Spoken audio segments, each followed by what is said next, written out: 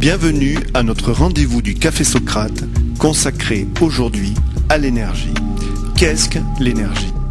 L'énergie est une des deux constituantes avec la matière, de la réalité, de l'être. Elle compose l'espace-temps de notre univers, âgé de 13,7 à 13,8 milliards d'années.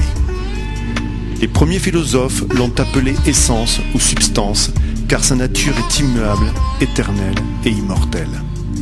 La science qui étudie l'énergie et ses manifestations s'appelle la physique. Mais quelles sont donc ces manifestations ? Elles sont au nombre de 3. La première est sans nul doute la force qui va engendrer le mouvement, qu'étudie au niveau macrocosmique l'astrophysique, la mécanique quantique et qu'étudie au niveau microcosmique le magnétisme et l'électricité. La deuxième est le phénomène de la chaleur, de la température, qu'étudie la physique thermique. Tant qu'à la dernière, elle est en fait liée à l'étude de l'énergie qui se libère de la matière, avec des sciences comme la physique acoustique ou la physique du son, la physique optique ou la physique de la lumière, et l'électromagnétisme consacré aux autres types d'ondes.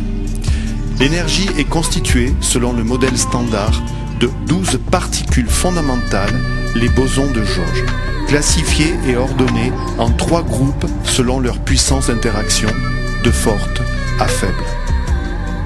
Je voudrais vous parler maintenant de 3 personnages importants qui ont marqué à mes yeux l'histoire de la physique et de son développement. Le premier est sans aucun doute Monsieur Isaac Newton, qui a posé les bases de la physique moderne avec 2 principes qui sont les suivants. Le premier, le principe d'inertie, qui nous dit qu'un corps dans l'univers a une force, une énergie, qui le maintient dans l'endroit où il a été créé.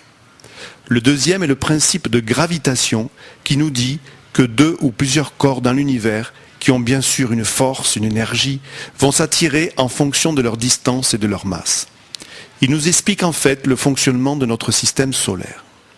Prenons le cas du Soleil et de la Terre. Nous avons donc l'astre au centre de notre système, car il est énergétiquement le plus puissant.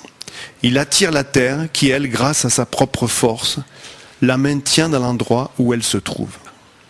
Le résultat de ce conflit va être le mouvement et le phénomène de la rotation.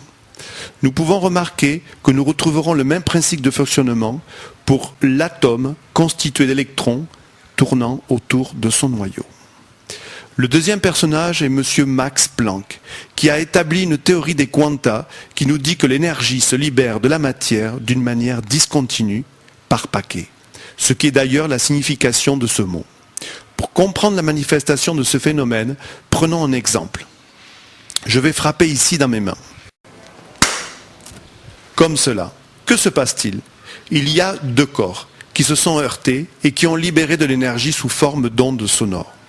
Selon la puissance du choc, de la nature et de la constitution de la matière, de la fréquence des ondes, nous pourrons obtenir, entre autres, des ondes radio, des micro-ondes, des ondes lumineuses, des rayons X, jusqu'à arriver aux rayons cosmiques.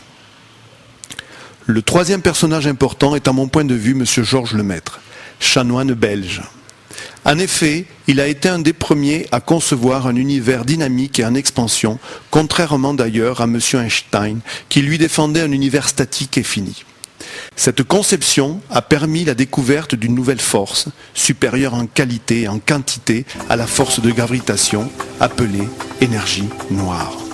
Elle est selon la théorie du Big Bang à l'origine de l'éloignement des galaxies entre elles et donc de l'expansion de l'univers.